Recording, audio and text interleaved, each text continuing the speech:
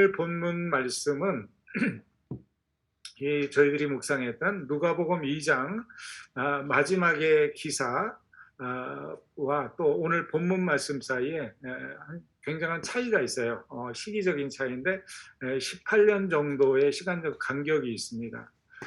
그래서 이제 그 간격 사이에 18년이 있는데 그 다음에 나타나는 게 이제 요한이죠. 그래서 이 요한 사도를 통해서 옛 시대가 끝나고 새로운 시대가 시작되는 것을 소개를 하는 거예요. 그래서 요한의 사역을 통해서 하나님의 아들의 길을 예비하는 그런 사역의 모습이 나타나는데, 세례 요한은 다시 말하면 이 하나님의 아들의 오심을 예비하는 인물이다, 이렇게 이야기를 할 수가 있습니다.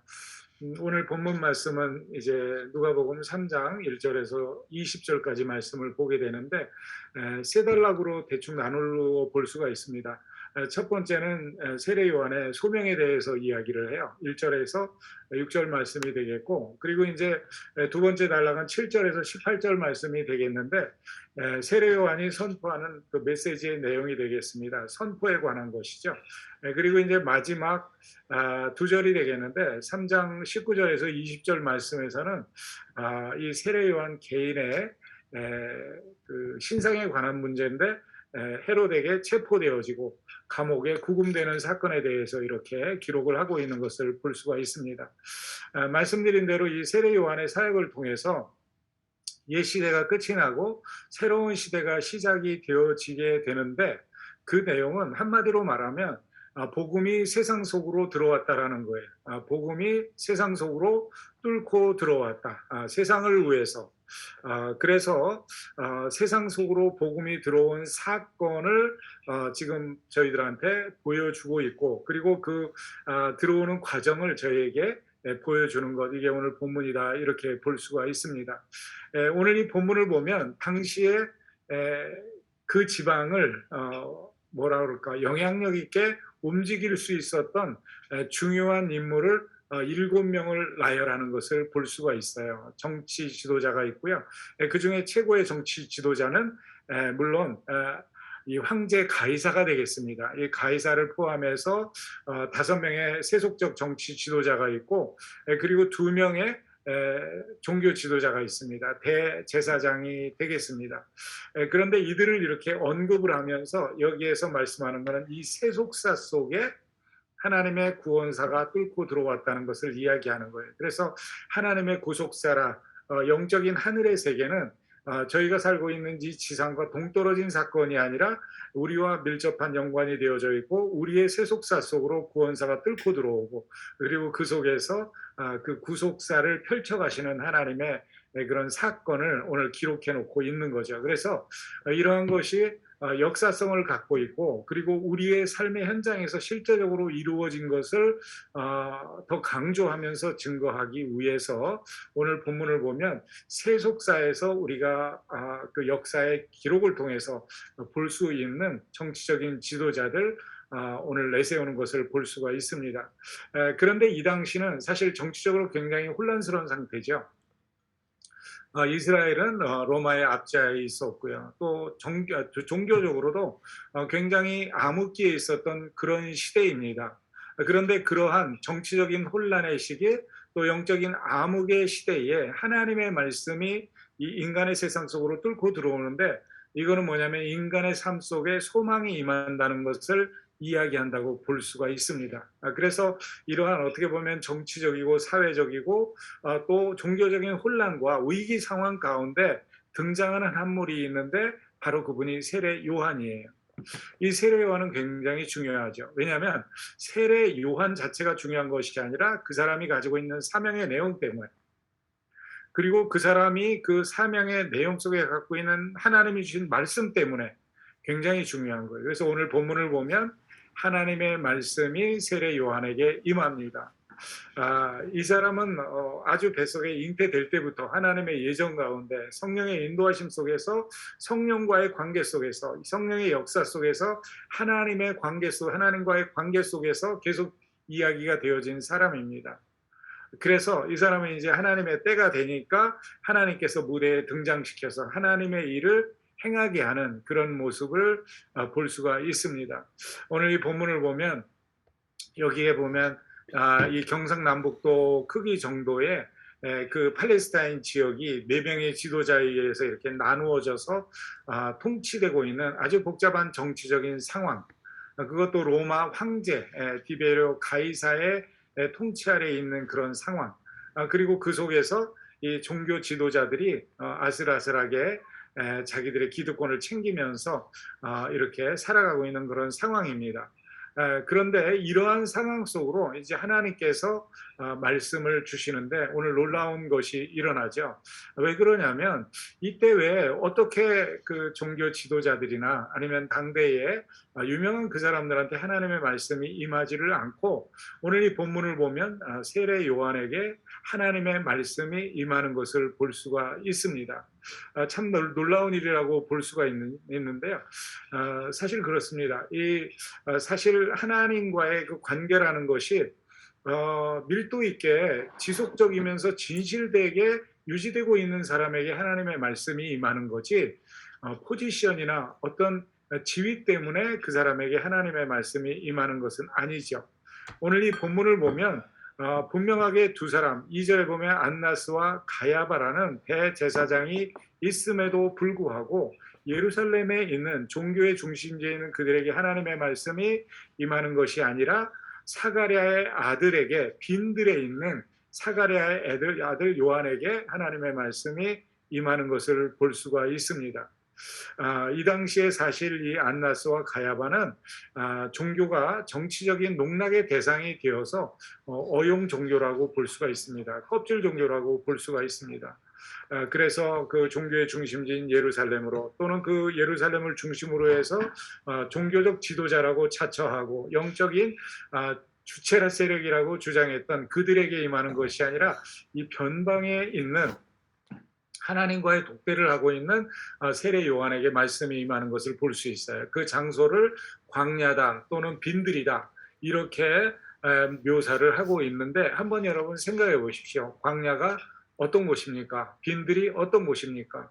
아무것도 없고 정말 하나님과 내가 이렇게 교통하지 않으면 대화 상대도 없는 그런 곳이에요. 이런 곳에 가면 사실 우리들은 우리 인생을 다시 재조명하여 보게 됩니다.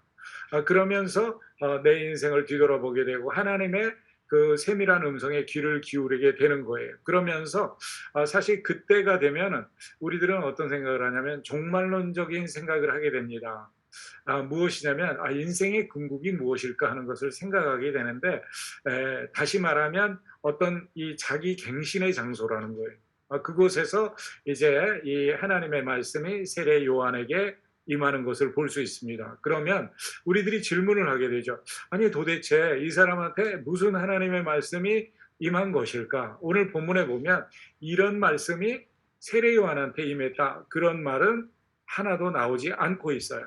그러나 오늘 이 본문에 보면 그분이 사역하는 그 내용 속에서 그 사역하는 그 모든 과정 속에서 어떤 말씀이 임했는지를 저희는 짐작해서 금방 알 수가 있어요. 그게 뭐냐면 회개의 세례를 전파하는 게 첫 번째고 그러한 회개의 세례를 전파함으로 인해서 메시아의 오심을 그 길을 준비하는 것이 바로 그분의 사역이고 그것을 하도록 하나님께서 말씀하신 것을 볼 수가 있습니다.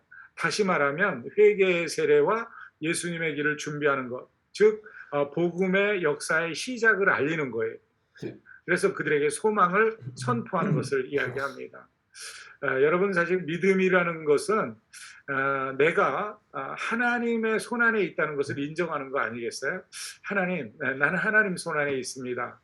그래서 당신의 마음대로 하십시오.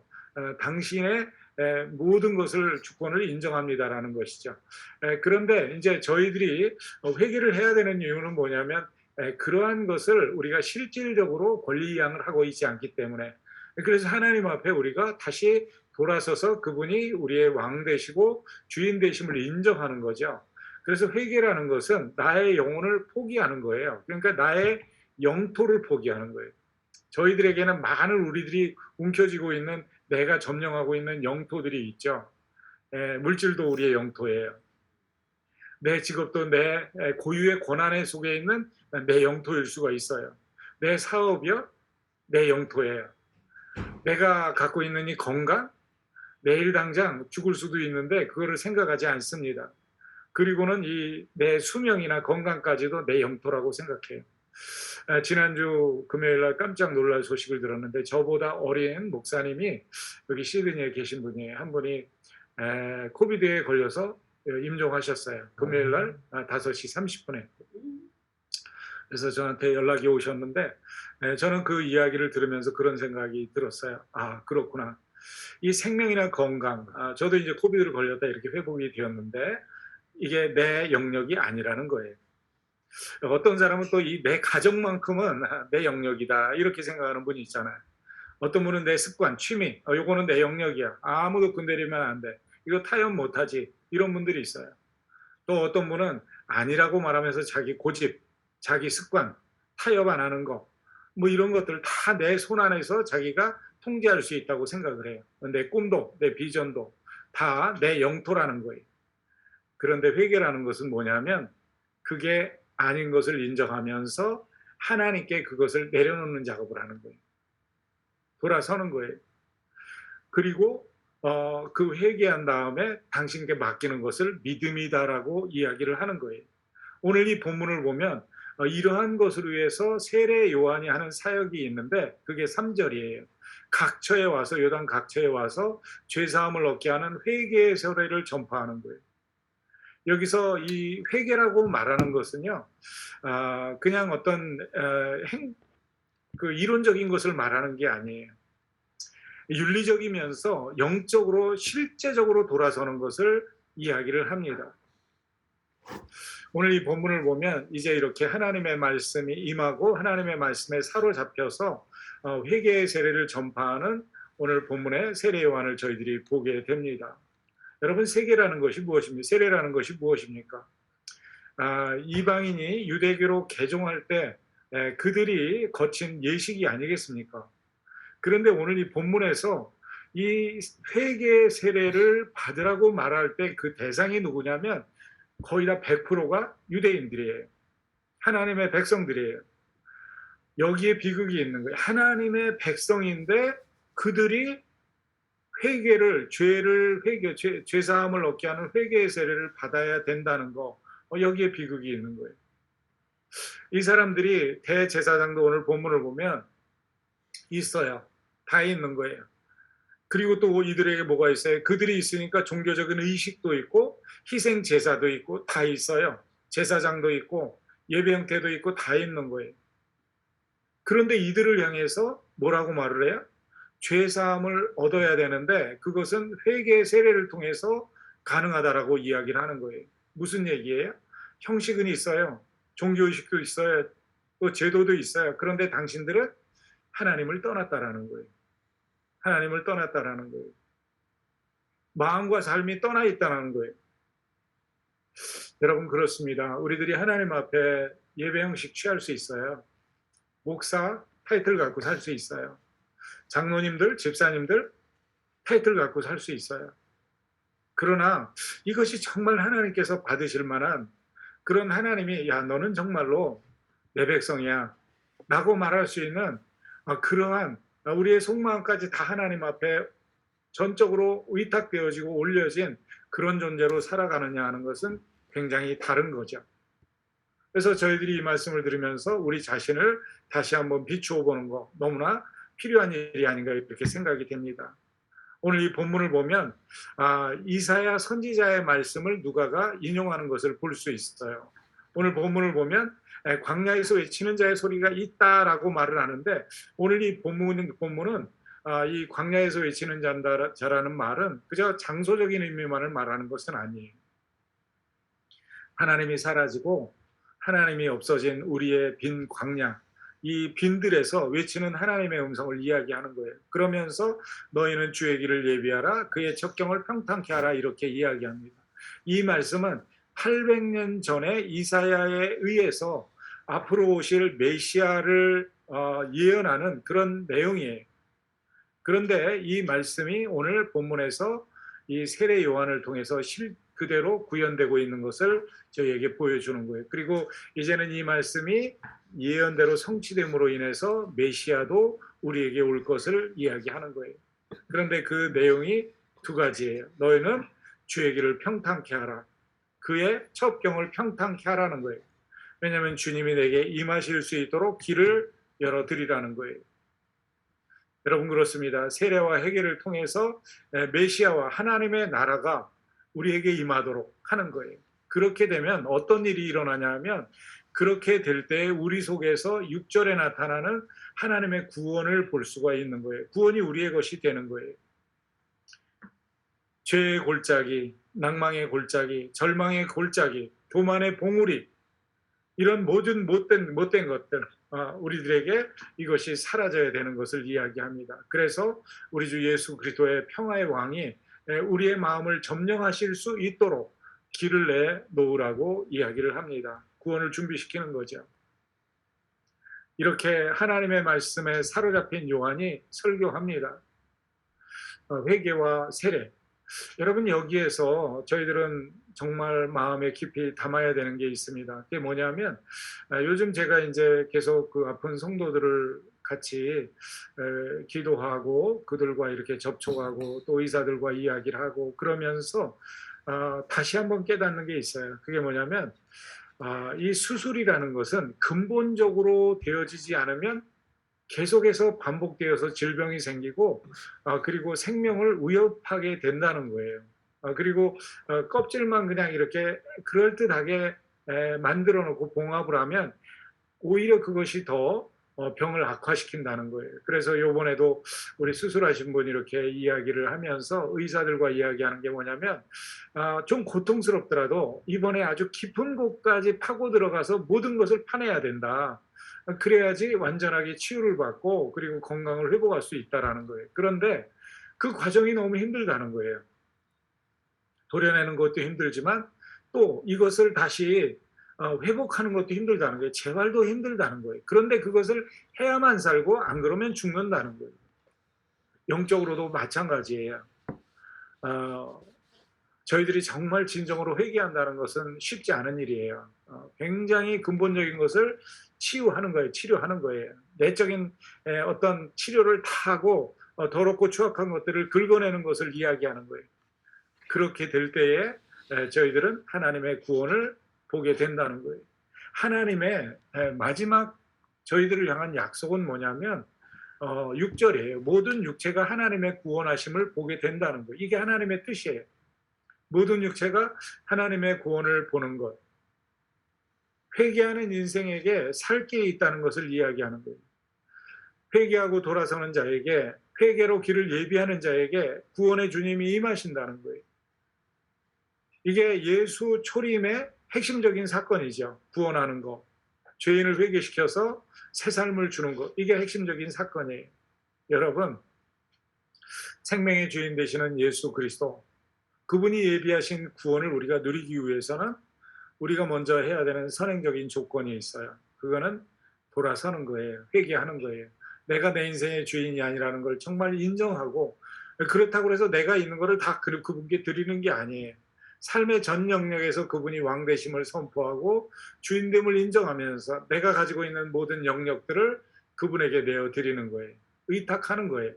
그러면서 그분이 와서 그거를 통치하고 다스릴 수 있도록 내 영역 속에 그분을 모시는 것을 이야기를 하는 거예요. 그런데 그런 것들이 어떻게 되어지느냐 하면 이어지는 말씀에 보면 행동의 변화, 삶의 내용의 변화로 이야기하는 거예요. 그래서 이 삶의 변화를 경험하는 사람들이, 이 세례를 받는 사람들이 묻는 게 뭐냐면 그렇다면 내가 무엇을 해야 되리까라고 이야기하는 거예요. 내가 무엇을 해야 되리까라고 말을 해요. 오늘 이 본문을 보면 우리가 맨 처음에 이야기를 했다시피 이분들은 지금 로마 압제하에 있고요. 종교 지도자들도 자기들의 영적인 욕구를 채워주지 못하는 정말 형식적인 사람들이고 자기의 기득권을 챙기는 사람들이었어요. 갈급한 사람들이에요. 그런데 이때에 세례 요한이 나타나서 400년 만에 하나님의 백성 앞에 나타나서 하는 말이, 야, 그동안 고생 많았지. 로마 압제 속에서 얼마나 고생이 많냐. 너희들이 이제 하나님께서 나타나셔서 너희들을 치유하시고 위로하실 거야. 이러지를 않아요. 오늘 이 본문을 보면 뭐라고 말하냐면 나타나서 한다는 말이 죄사함을 얻게 하는 회개의 세례를 전파하는 거예요. 회개하라 천국이 가까웠느니라 말을 하고, 그리고 나서 오늘 이 본문을 보면 뭐예요? 그 소식을 들으면서 영적으로 갈급했던 사람들이 세례 요한에게 쫙 몰려 나오는 거예요. 7절을 보면. 그래서 요한이 세례 받으러 나오는 무리를 찾아보고 있는 거예요. 근데 그들에게 뭐라고 말해요? 정말 너희들이 이제 삶이 바뀌었구나. 정말 감사하다. 위로하고 격려하는 게 아니에요. 뭐라고 말하냐면 야, 이 독사의 자식들아. 이렇게 얘기를 해요. 정말 놀라운 거 아니에요? 이게 무엇을 이야기하는 걸까요? 세례를 받고자 하는 그들의 내적인 진정성에 대해서 세례 요한은 지금 회의적인 거예요. 저렇게 몰려 나와서 지금 회개의 세례를 전파하면 이 세례 받고 그러면 모든 게 깨끗해지고 완벽해지고 이 형식을 치루었으니까 이제 될 거다라고 생각할지도 모른다라는 거예요. 그거는 아니라는 거예요. 오늘도 예배 드렸으니까, 내가 말씀 공부를 좀 했으니까. 근데 그런 사람들을 향해서 오늘 본문을 보면 독사의 자식들이라고 아주 독한 말을 하는 거예요. 이게 뭐냐면 내면적으로 변화되지 않았을 수도 있다는 거예요. 그리고 내면적으로 정말 변했으면 가시적인 변화의 결과가 있을 거라는 거예요. 그래서 이 말씀이 계속 이어지다가 누가복음 6장에 가면 무슨 말씀을 주님이 하시냐면 나무는 그 열매로 알리라 이렇게 말씀하셔요. 나무만 보고 모른다는 거예요. 열매를 맺는 것을 보면 그 나무가 진짜인지 아닌지 알 수 있다는 것을 얘기하는 거예요. 그래서 오늘 본문을 보면 이 세례 요한이 이야기하는 거예요. 누가 너희를 가르쳐서 장차 올 진노를 피하라고 하더냐. 그래서 8절에 보면 회개에 합당한 열매를 맺고 속으로 이만하면 내가 아브라함의 자손이요, 또 우리 조상이 아브라함이 우리 조상이다. 그러니까 나는 축복의 대상이다. 이렇게 말하지 말라는 거예요. 내면적으로 진적으로 변화됐다면 어떻게 돼요? 합당한 열매가 나온다라는 거예요. 삶의 표현 속에 나온다는 거예요. 그러면서 이야기해요. 내가 너희한테 이르노니 하나님이 능히 이 돌들로도 아브라함의 자손이 되게 하리라. 무슨 얘기냐면 내가 교회 다닌다고 야 네가 목사라고 그거로 되는 거 아니라는 거예요. 돌들로도 아브라함의 자손이 되게 한다는 것은 무엇이냐면 너희를 선택한 건 돌 같은 존재지만 내가 은혜로 선택했다는 것을 얘기하는 거예요. 그리고 그 다른 사람이라도 그 돌 같은 자라도 내가 은혜로 선택하면 아브라함의 후손이 되어줄 축복의 자녀가 될 수 있는 것을 말을 하는 거예요. 그래서 저 같은 사역자도 성도들도 절대로 하나님 앞에 교만할 수 없어요. 변화를 이루는 삶을 향해서 우리가 실제적으로 나가야 돼요. 실제로 변화하지 않는다면 오늘 본문에 보면 뭐라고 말을 해요? 오늘 본문을 보면 독사의 자식들이라고 말을 해요. 그리고 어떻게 도끼가 나무 뿌리에 놓여 있다라고 말해요. 곧 잘릴 거라는 거죠. 다시 말하면 실제로 변화하지 않는 그런 하나님의 백성은 위기의 인생이라는 걸 이야기하는 거예요. 하나님의 도끼가 내 인생의 나무 뿌리에 놓여 있다는 자각, 굉장히 중요한 거 아니겠습니까? 오늘 이 시대가 아마 이런 때가 아닌가 싶어요. 코로나로 참 힘들고요. 여러 가지 어렵고 그러니까 하나님 정말 우리에게 위로의 메시지를 좀 주세요. 필요하죠. 그러나 어쩌면 오늘 이 세례 요한의 설교처럼 정말 하나님 앞에 예배드리는 우리들한테 어쩌면 이 세례 요한이 그렇게 얘기하는지도 모르겠어요. 너희를 가르쳐 그냥 형식을 통해서 장차 올 진노를 피하게 하고 얄궂게 하나님 앞에 축복이나 받아 누리게 하려고는 그런 생각 혹시 갖고 있는 거 아니야?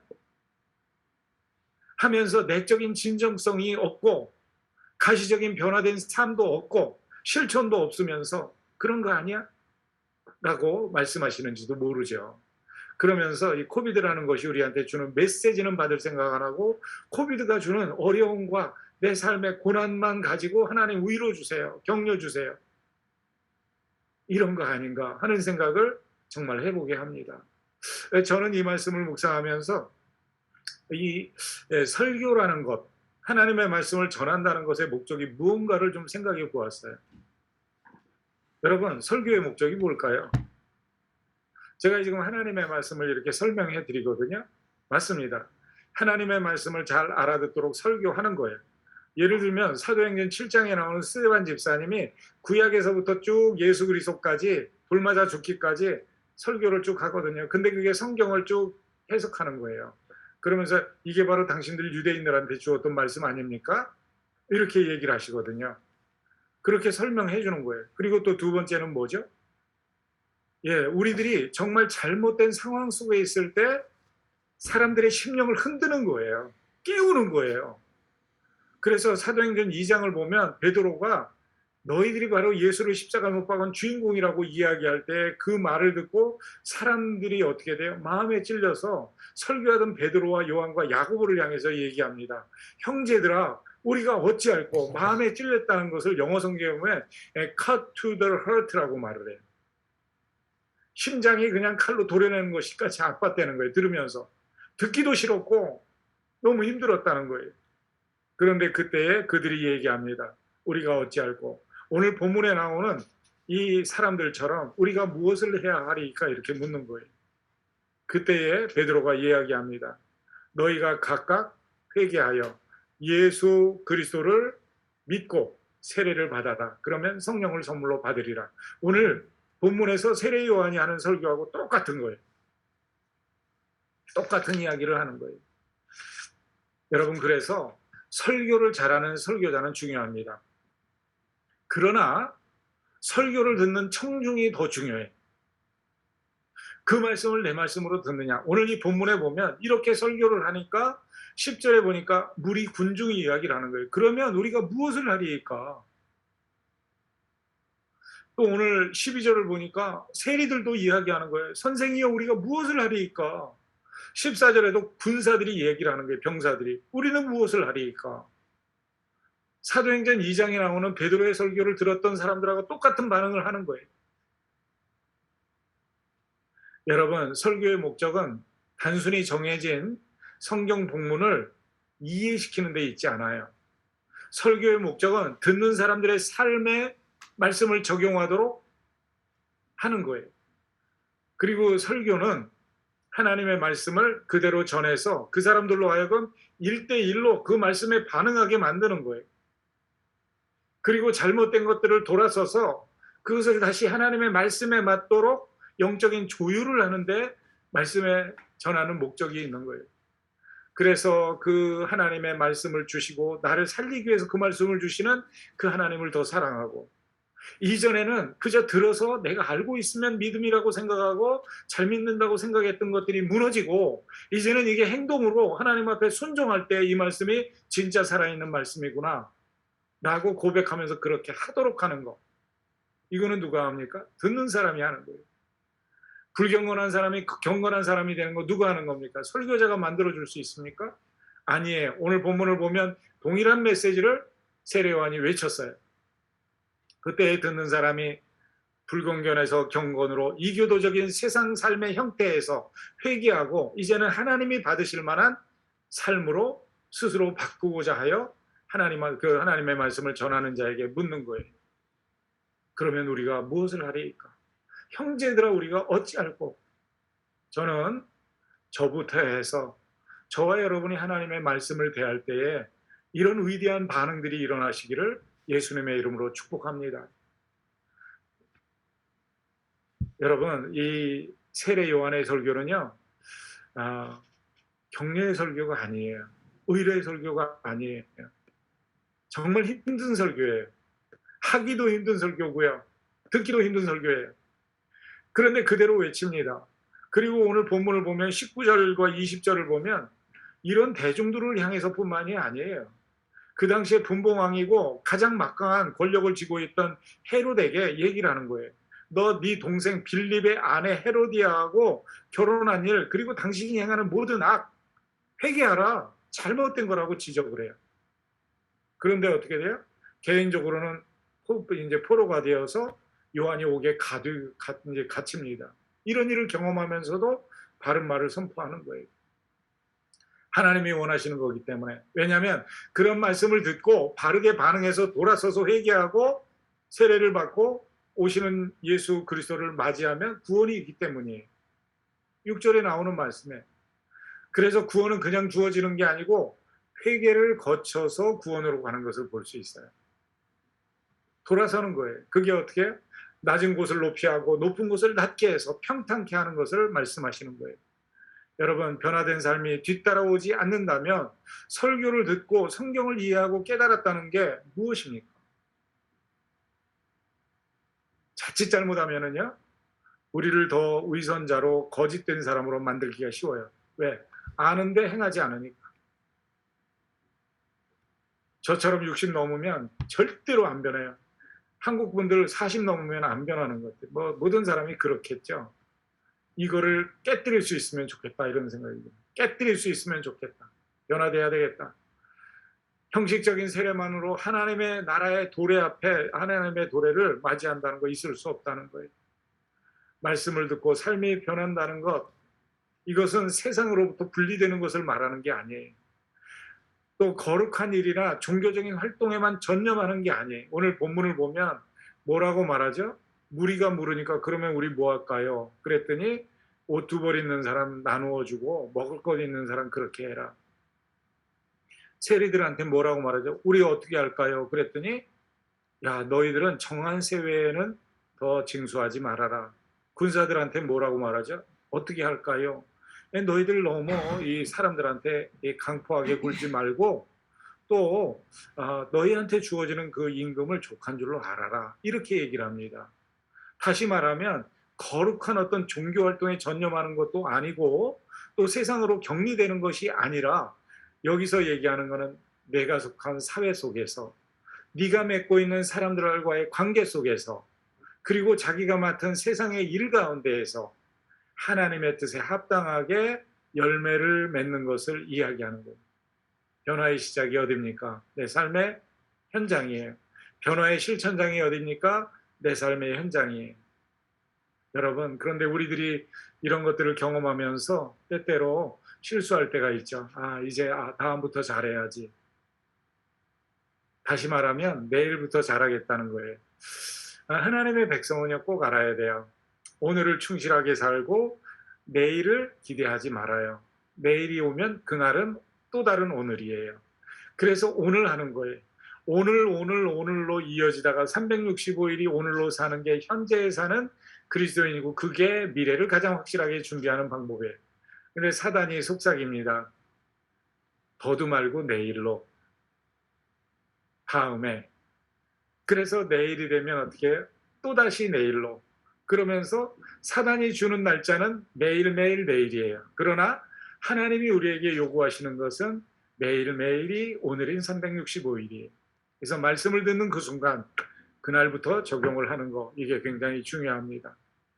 그리고 나서 이제 보면 15절부터 17절에 몇 가지 메시지가 나오는데 첫 번째는 뭐냐면 반복되는 거예요. 하나님 나라에 참여하는 것은 단순히 세례의식이나 그저 회개의 고백 정도로만은 안 된다는 거예요. 변화되는 삶이 있어야 된다. 그리고 두 번째는 메시아 시대에는 회개하는 자에게는 성령의 축복을 준다. 그러나 회개하지 않는 자에게는 그 성령이 심판의 불로 임한다는 것을 이야기해요. 그리고 세 번째는 우리의 소망은 세례 요한이 아니다. 예수님이다라는 거예요.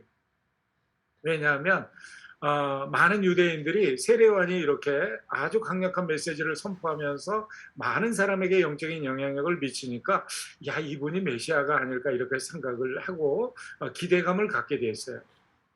그런데 세례 요한은 그 인기 또 그 자기의 세상 사람들의 관심 이런 것에 대해서 초연합니다. 자기가 관심의 대상이 되어서는 안 된다는 거예요. 오히려 메시아의 길을 예비하는 이 선구자의 위치를 정확하게 지켜요. 우리들에게 중요한 것은 자신의 분수를 넘어서 유혹에 빠지지 않는 거, 이거 굉장히 중요합니다. 예수님의 영광을 가로채지 않는 거예요. 다시 말하면 자기의 정체성을 똑바로 인식하고 그 자리를 지키는 거예요. 목사 같은 경우 특별히 그런 거 잘해야 돼요. 사람은요, 자신이 누구인지를 정확히 아는 게 중요해요. 그런데 또 다른 하나는 자신이 누가 아닌지 무엇이 아닌지를 아는 것도 매우 중요해요. 목사는 교회에서 무슨 왕이 아니에요. 주인도 아니고 심부름꾼이에요. 심부름꾼이에요. 말씀의 전달자예요. 말씀의 선포자예요. 목사님을 그저 성도들이 조금이라도 도와주고 이렇게 해주는 거는 그 사람을 통해서 하나님의 말씀이 주어진다는 그 하나님에 대한 존경 때문에, 그분에 대한 예배의식 때문에 그 중간에 서 있는 그저 목사를 그 사역 잘하라고 격려해주고 그러는 거 아니겠습니까? 목사로 예를 들지만 우리가 다 마찬가지라는 거예요. 하나님 안에서 내가 누가 아닌지, 내가 누구인지를 구분하는 거, 이게 너무나 중요해요. 그래서 오늘 본문을 보면 세례 요한 자신과 예수님을 분명하게 구분을 합니다. 그러면서 예수님은 나하고 비교도 안 되는 엄청난 능력을 갖고 계신 하나님이시다. 두 번째는 나는 물로 세례를 주지만 그분은 성령과 불로 세례를 준다. 성령과 불이라는 것은 성령과 불은 믿는 자에겐 구원입니다. 그리고 죄를 소멸시키는 능력입니다. 그러나 믿지 않는 자에게는 뭐예요? 그들을 태우는 심판이 되는 거예요. 그리고 세 번째는 그분은 심판주라는 거예요. 그래서 오늘 본문에 보면 17절에 손에 키를 들고 어떻게 해요? 자기의 타작마당을 정확하게 하기도 하고 알곡은 또 자기가 거두어 드리는, 쭉정이는 불에 태워버리는 이런 분이시라는 거예요. 알곡과 쭉정이를 나눠서 영원한 생명을 결정짓는 최후의 심판주가 예수님이시다. 그러므로 나하고는 비교가 안 된다. 나에게 소망을 두지 말아라. 소망이 어디 있다? 하나님께 있다는 것을 정확하게, 예수님께 있다는 것을 지적하는 거예요. 요한의 사역의 초점은 예수님이 그를 높이고 자신을 낮추는 거예요. 자신의 한계를 인정하는 거예요. 무엇을 왜 해야 되는지를 알고 있는 거예요. 내가 사역을 이렇게 그렇게 그럴듯하게 해도 내가 방향 표시라는 것은 예수님인 것을 이야기를 하는 거예요. 인생은 이때 참된 의미를 알게 돼요. 그리고 행복하고 자유롭습니다. 무리하게 자기의 몫이 아닌 것을 쥐고 있으면 자유롭지가 못해요. 그래서 오늘 이 본문을 보면 무리에게도 말을 하는 거예요. 너희가 가지고 있는 거 작은 거라도 말씀대로 나누고 섬기는 삶은 사회 속에서 그런 존재로 살아갈 때 너 자유하고 행복하다. 세리에게도 말하는 거예요. 너 야 그거 조금 이렇게 남들한테 더 세금 징수해가지고 네 거 챙길 때 얼마나 가슴 아프냐. 여러분 우리가 예물 드렸지만 이 예물 드리면서도 그래요. 이럴 때 뭐 하면 3주를 만약에 우리가 이렇게 예배를 이제 빠졌잖아요. 그러면 온라인으로 예물을 못 드렸으면 뭐 갖다 드려야 되잖아. 근데 이 기회야. 그래서 하나님 것까지 내 것으로 하고 싶어. 그러면 여러분 자유합니까? 부자유하잖아요. 행복하지 않잖아요. 근데 그런 것들을 우리는 하면서 아주 유치하게 보는 거야. 그러면서 하나님 앞에 예배 형식도 갖추고 뭐 했다고 생각하는 거예요. 그래서 나는 하나님 앞에 모든 걸 면제받고 축복도 받을 거라고 생각하는 거예요. 오늘 본문에 그런 사람들을 향해서 세례 요한이 얘기하는 거죠. 야, 열매를 맺어라. 라고 말하는 거예요. 하나님의 백성 은혜로 선택했는데 너 아니라도 돌들로도 만들 수 있어. 은혜로 선택되어지는 존재, 은혜를 입은 존재라는 걸 왜 몰라? 라고 말씀하는 거예요. 여러분, 이런 데서 자유로울 때 우리는 행복한 거예요. 군인이라고 좀 권력증 가졌다고 사람들 막 압제하고 그러고 와서 집에서 가정에 들어오면 그 군인이 행복하겠습니까? 안 그렇다는 거예요. 마땅히 행할 일, 주어진 권세만큼 허락하는 만큼만 하면 편한 거예요. 그때 행복하고 자유로운 거예요. 그게 사명을 완수하는 거예요. 오늘 이 본문을 보면 이 세례 요한이 자기가 맡겨진 거 무거운 거예요. 짐이. 설교 내용이 힘든 거예요. 근데 그거를 하는 거예요. 그때 어떻게 사명이 제대로 이루어지는 거예요. 자기는 감옥에 가서 갇히고 구금을 당하고 결국엔 목 잘려 죽더라도 그 일을 하는 거예요. 여러분이 오늘 본문 말씀의 전체적인 내용에 간단하게 적용을 하고 맞췄으면 좋겠습니다. 첫 번째로는 우리가 형식적인 회개와 세례가 아닌 삶이 뒤따르는 진정한 변화를 추구하는 성도로 한번 살아보자 라는 거예요. 그래서 나는 힘듭니다. 하나님. 이런 것 참 결단하기도 힘들고 결단했어도 지키기 힘듭니다. 그러면 성령 하나님의 도우심을 구하는 주님 앞에 내 영역을 내어주는 사람, 영토를 내어주는 사람으로 살아보십시다. 그리고 두 번째는 말씀이 들려올 때 우리 물읍시다. 그러면 이 말씀에 제가 어떻게 반응할까요? 그러면 내가 무엇을 하리까 묻고 적용하고 실천하는 성도가 되어보십시오. 그리고 세 번째는 오늘 세례 요한처럼 이런 사역을 어렵게 하고 나서도 예수님을 높여드립시다. 이분이 왕이시고 영광 거두실 유일한 분이시라면 그분을 높이는 거예요. 그러면서 내가 누구인가 정체성을 분명히 하고 그에 걸맞는 사역과 그에 걸맞는 삶을 살아가시는 행복한 그리스도인들이 되시기를 예수님의 이름으로 축원합니다. 아멘.